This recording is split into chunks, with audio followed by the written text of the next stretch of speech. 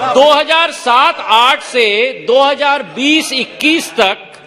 हर साल 3,000 से 7,500 करोड़ का लॉस, 85,000 करोड़ रुपए का loss combined merger Air India का, acquisition of 111 aircraft, return sale of 5 B300 aircraft,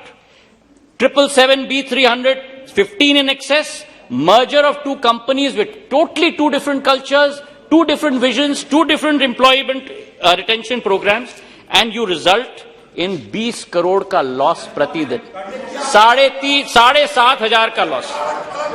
अब इसके आगे सुनिए अध्यक्ष महोदय, अब अध्यक्ष महोदय इसके साथ साथ जो लिबरलाइजेशन किया गया, आपने पूछा तो मैं जवाब दे रहा हूं, नहीं तो मैं चुप था। आपने पूछा, आपने ही मेरा मुंह खुलवाया, मैं तो कुछ नहीं कह रहा था, आपने ही मेरा मुंह खुलवाया, मैं तो बैठ गया था। इसके बाद अध्यक्ष महोदय, लिबरलाइजेशन ऑफ बायलैटरल्स, आप सुनिए, 2004-5 में जो लिबरलाइजेशन की गई बायलैटरल्स की, जो भारतीय कैरियर्स थे, जो बायलैटरल्स 51 मिलियन की बायलैटरल्स थी, उनको बढ़ाकर 51 मिलियन बायलैटरल्स, मतलब जितनी क्षमता सीट्स की दी जाती हैं विदेशी एयरलाइंस को यहां आने के लिए और हमारे एयरलाइंस को वहां जाने के लिए, उसको बढ़ाकर 180 मिलियन किया गया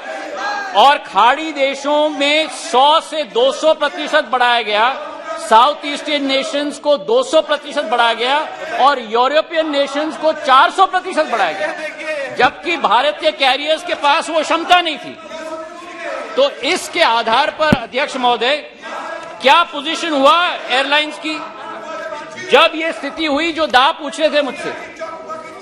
14 साल के लॉसेस 85,000 करोड़, भारत सरकार की इक्विटी की infusion 54,000 crore, government grant 50,000 crore, 190,000 crore तो ये हो गया,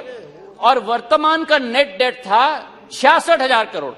तो 2,50,000 करोड़ की खाई एयर इंडिया में उत्पन्न हो गई थी। और ये पैसा भारत सरकार का नहीं है, ये पैसा भारत के 135 करोड़ जनता का पैसा है। और हमारे प्रधानमंत्री ने निर्णय लिया कि हमारे प्रधानमंत्री ने संकल्प किया कि इस घाटे को बंद करना ही होगा और इसका विनिवेश करना ही होगा, ताकि भारत सरकार और भारत की जनता का पैसा का संरक्षण किया जाए और उसका सदुपयोग किया जाए, उज्ज्वला के लिए, राशन के लिए, सड़कों के लिए, जल जीवन के लिए,